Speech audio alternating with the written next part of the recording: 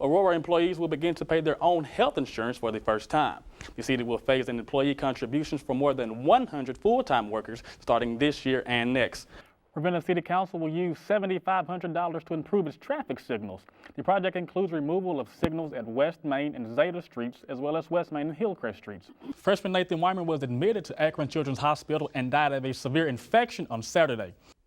It's always fun and refreshing to see everyone hanging out and exploring the beautiful campus. And the good news is, spring officially kicks off in just 4 days. The Big Ten is contemplating making a move that hasn't been implemented in over 40 years. That is, making college freshmen ineligible their first year of college.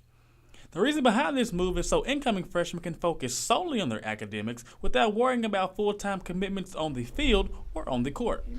I spoke with Kent State Athletic Director Joel Nielsen about how he thinks this move would affect Kent State athletics.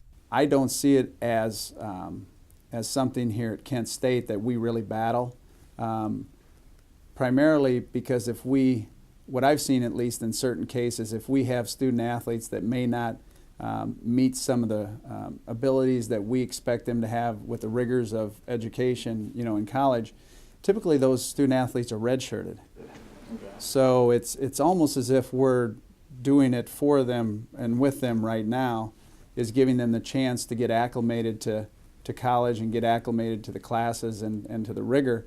Other voices around the NCAA are starting to voice their opinion on this subject as well, including Mississippi State's athletic director Scott Strickland, who says players should be rewarded an extra year for good grades.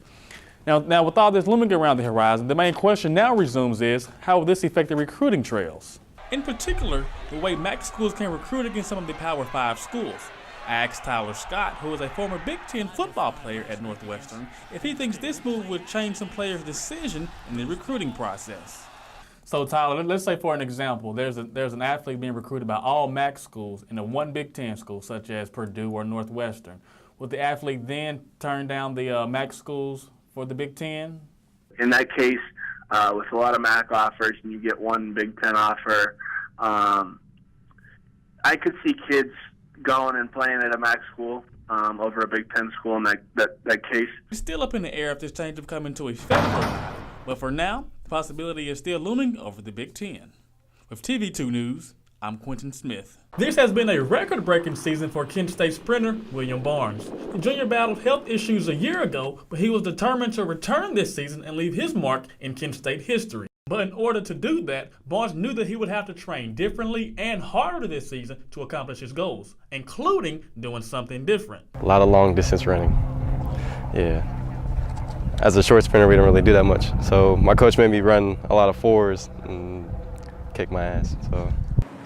Kent State hurdle expert and coach Barron Witherspoon said he was fully committed this offseason to getting Barnes back into the best shape of his life. We've taken a different approach this year. Last year, we were just trying to really chase numbers, and try to run fast. This year, we've kind of calculated things out a little bit, actually had a lot better plan, and he's been doing some longer training, train kind of 400-meter training, some strength training that he's never done in his life.